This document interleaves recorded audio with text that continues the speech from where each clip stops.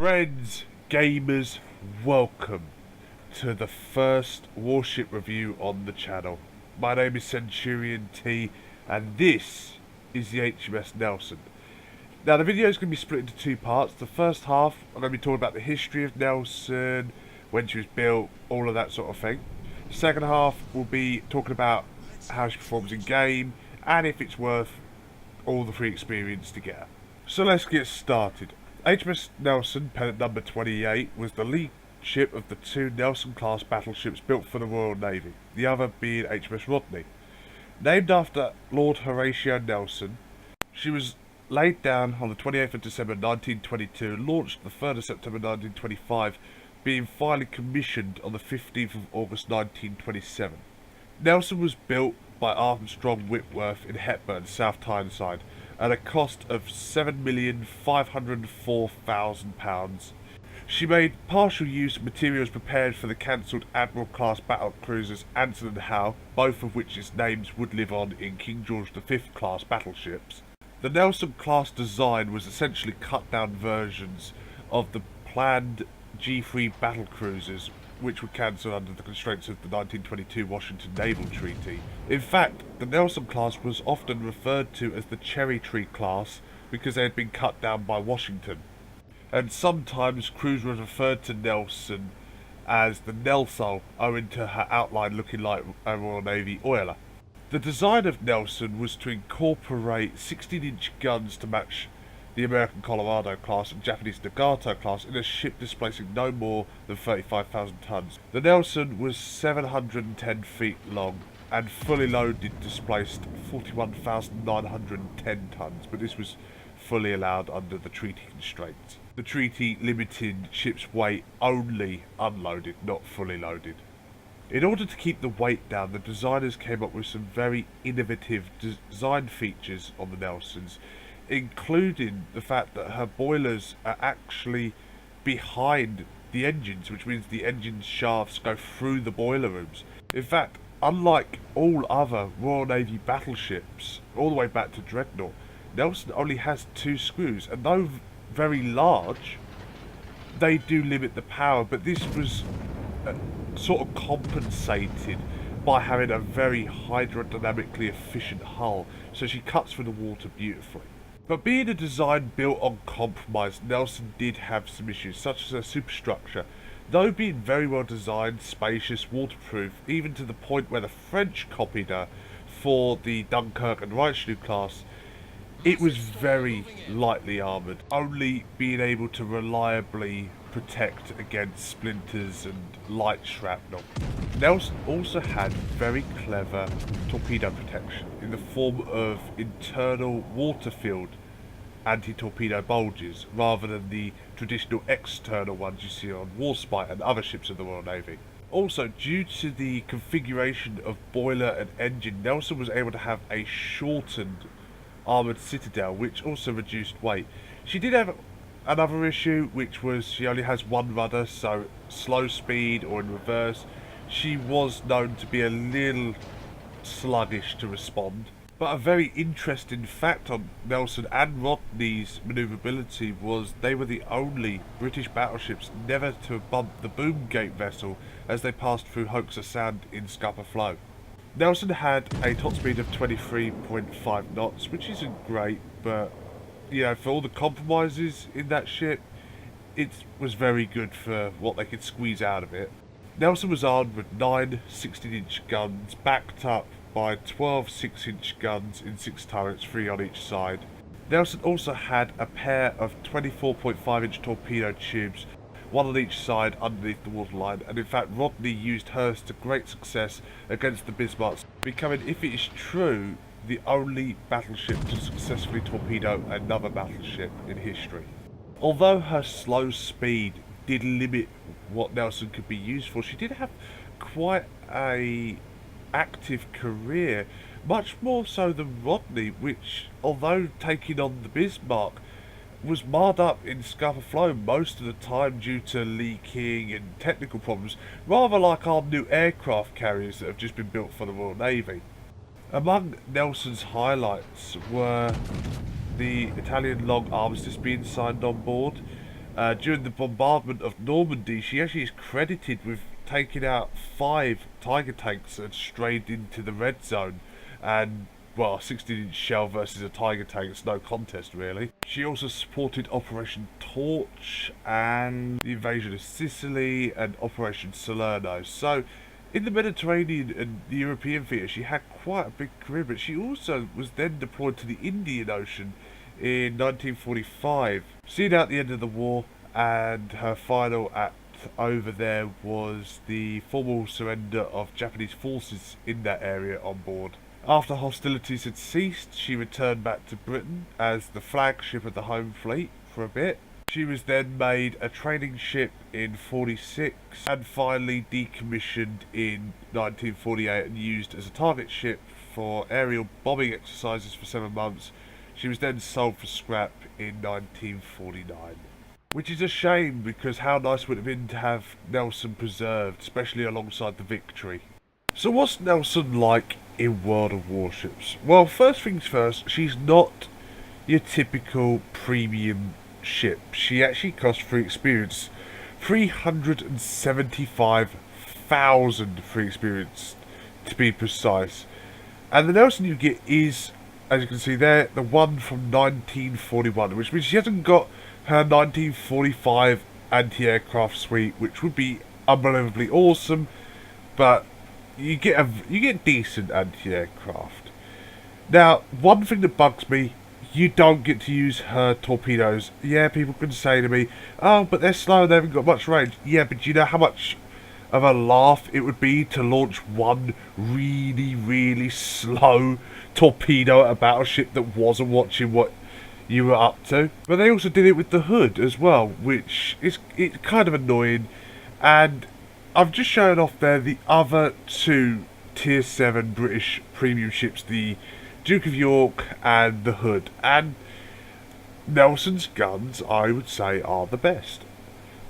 They're way better than the 14-inch gun on the King George V, which actually, weirdly enough, is historically accurate. The Royal Navy did consider the 16-inch better than the 14, but not as good as the 15-inch. So Nelson's guns do sit about there. I'd say Hood's armour piercing is better, and King George's is the worst.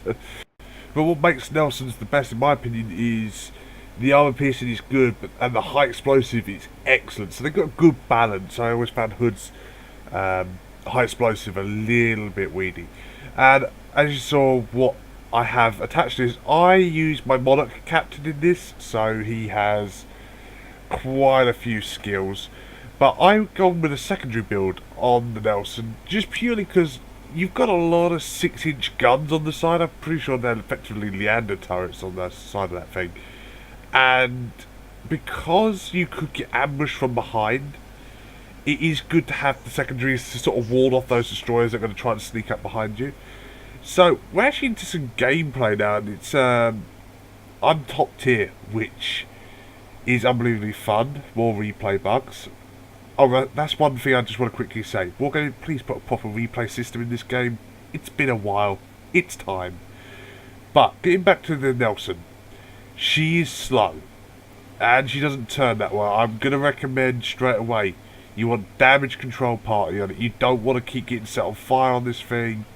No, that's not going to be good for you.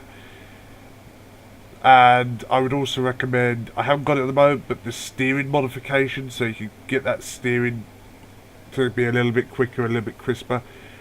She doesn't slow down. Once you get this thing up to 24 knots, Nelson is not stopping. Well, not very quickly anyway. And the way you want to play Nelson is you want to only expose enough ship where you can get all 9 guns on the target.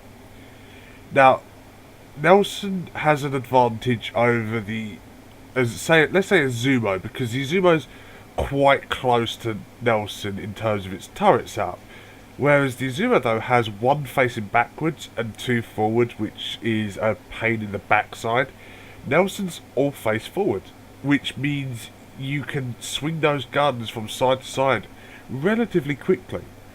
So we're on our way to Alpha at the moment. It's, you know, snail pace, but that's fine. That means by the time you get there, hopefully everyone's scouted for you and not died, and then you're left on your own, and you start questioning why did I take a slow ship. But Nelson is unbelievably tough. Her citadel does ride above the waterline, so don't go broadside.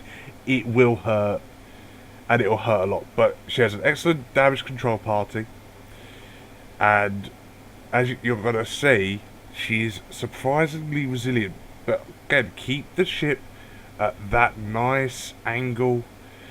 You'll see me constantly checking to make sure I have the angle right. So very, very minimalist is what you want to be with the ship. If you don't need to expose more of the ship, don't do it. You just don't need to. That's one of the absolute wonderful things about the Nelson. Oh, we've got our first target. And shells are out. Where is that? Is that Budjani? Or is that... yeah. Oh, yeah. But we got a defense bit, so the first shell has hit. Now, the armor piercing doesn't have the best penetration against battleships, but against cruisers, cruisers do not like you. Cruisers will never like you in a Nelson because of what you can do to them.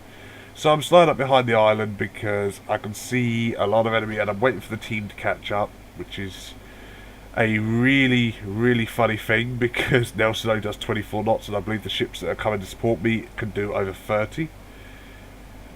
So, opening up one salvo of high explosive, switching back to the armor piercing. So I had the high explosive loaded ready in case of a destroyer, even though there is no destroyers. I've realised that, but I think I just left it standard.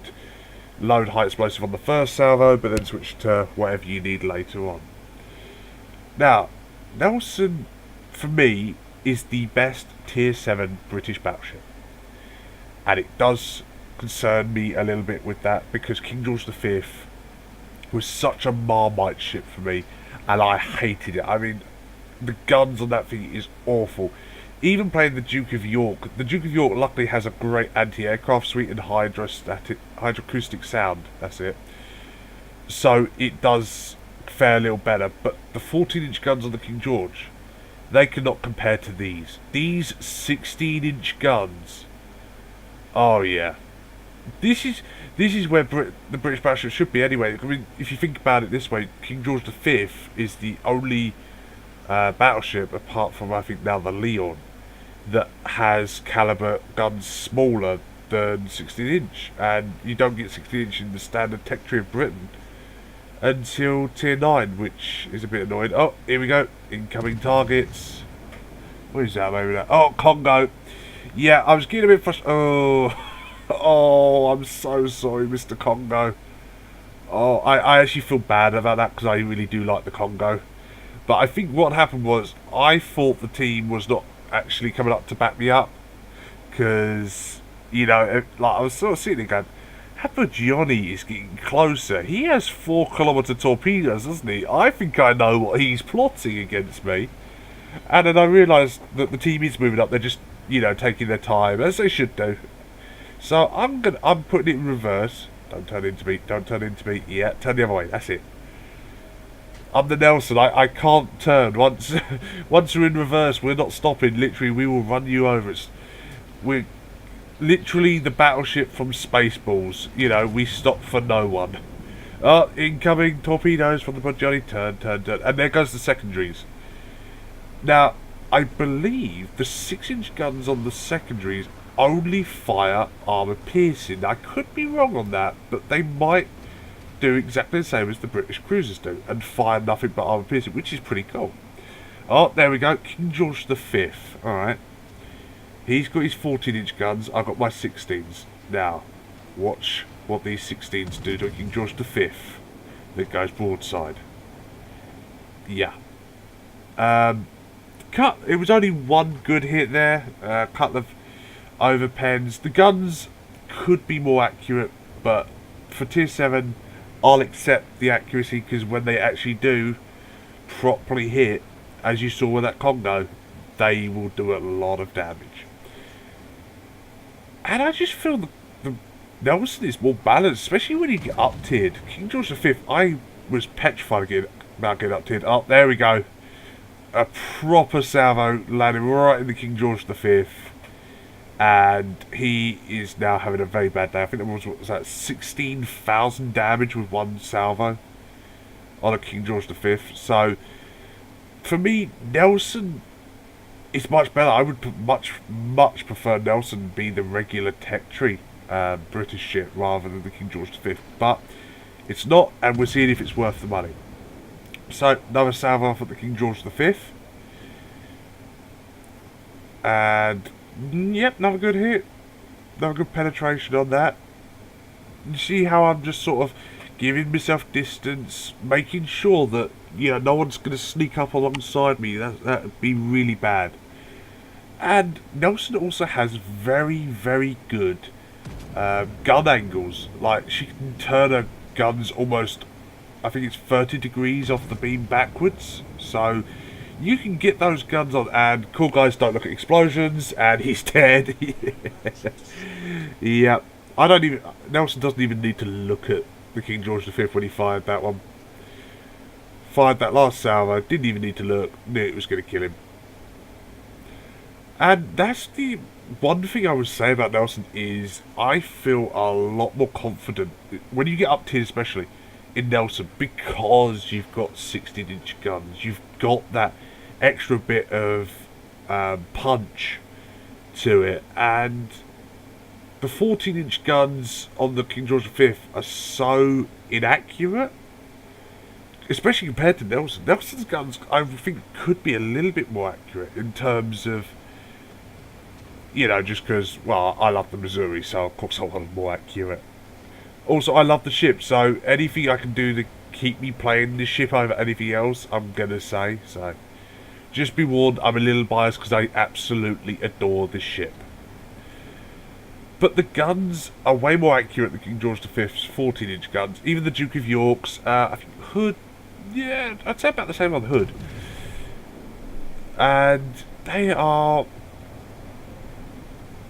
great. The guns have, I mean, you can see, look at that, I'm hitting the Fuso just in the back, and you see that last one missed, but a lot of guns miss. But when you actually hit with these guns, unlike the King George V, where it's a very small amount of damage, or if you're lucky you hit say 6 of the 10 guns and it does alright.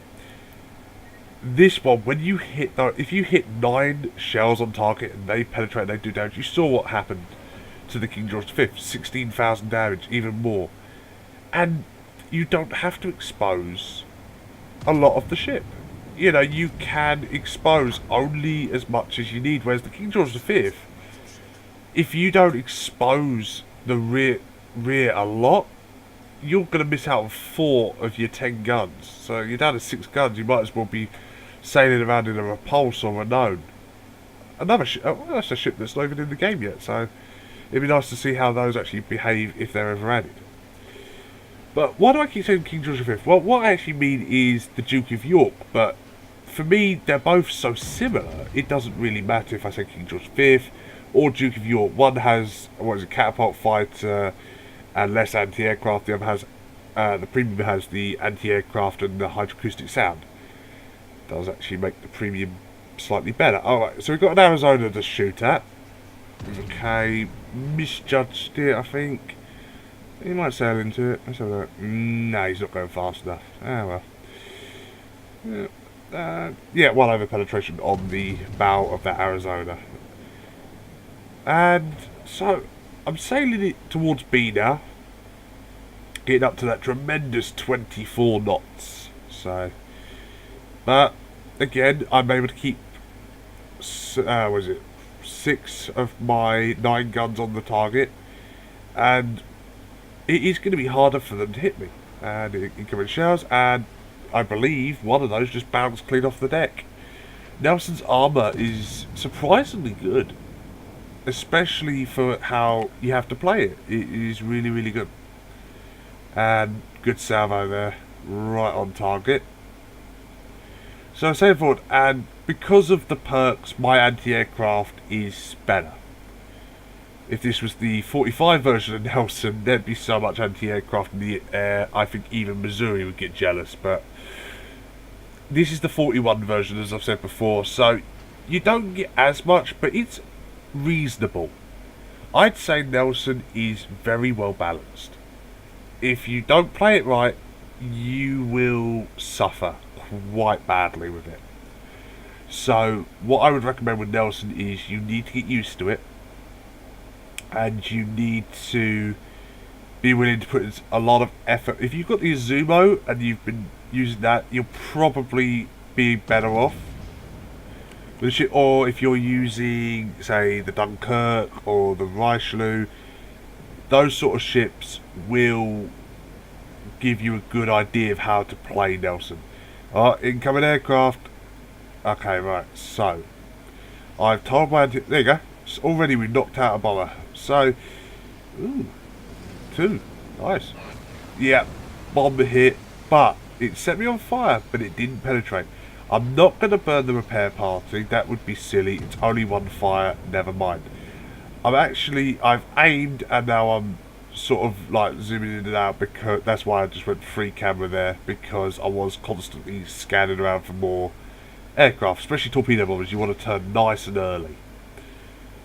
Nelson, when you actually get the turn going, can be quite manoeuvrable, but only at speed. If you're going only ahead a quarter, it's quite sluggish, but at full speed you will notice the ship will swing itself around quite nicely. And we're already up to 112,000 damage. That's how good these guns are. And that was just nice and unique. For the price, I mean, if you were to convert all the free XP required for this, it is expensive. But free XP is quite easy to earn on Warships, so I'd recommend earn as much as you can, then wait for one of Wargaming's sales where they'll give you like 1 gold equals 35 free experience. I picked Nelson up effectively for £24. So Nelson cost less than a Scharnhorst for me. But if you were to go for all of it, oh, there you go, took 2 torpedo hits. Didn't know if there was actually a flood, but just burn the repair thing just in case, just to make sure that flood, because I'm so busy focusing on other things. So yeah, if you're convinced you want to buy it and you've got the free experience and you're just going to go out and pay for it, it is going to be over £60. I believe somebody worked it out, it's about $84, which I believe is about £75. So that's a lot of money. I really do recommend saving your free experience and then just grinding it out. And do I recommend this ship? Oh yes. I think I play this now more than the Hood, and I definitely play it more than the Duke of York. I would play nothing more than Nelson. If this was tier 8, I would play ranked battles, and all I would take is Nelson all day long. So I'm going to take a pot shot on the carrier. Yeah, looks alright. But yeah, so Nelson for me, 120% worth it. She's a great ship, unbelievably fun, nice and unique, gives you a nice different way of playing, which can really break up how you've been playing battleships and everything. And it's just a very, very well balanced ship, and I would 110% recommend that if you've got the free experience for one of these, go for it. You won't regret it. You'll enjoy it. Just have some patience, learn how to play it, learn how to get good with it, learn how to react, because you're going to have to react early. Being only a ship that can do 24 knots, you're going to have to react early. But putting some signal flags on it. Oh, here we go. It's Nelson versus the Indianapolis. Oh, see, the guns are misbehaving this time, but there we go. Okay, so that's the Confederate. So, if you made it this far in the video, thank you very much for sticking with me and watching. I hope it's been informative and useful to you. and I hope you enjoyed yourself, and I'll see you again soon.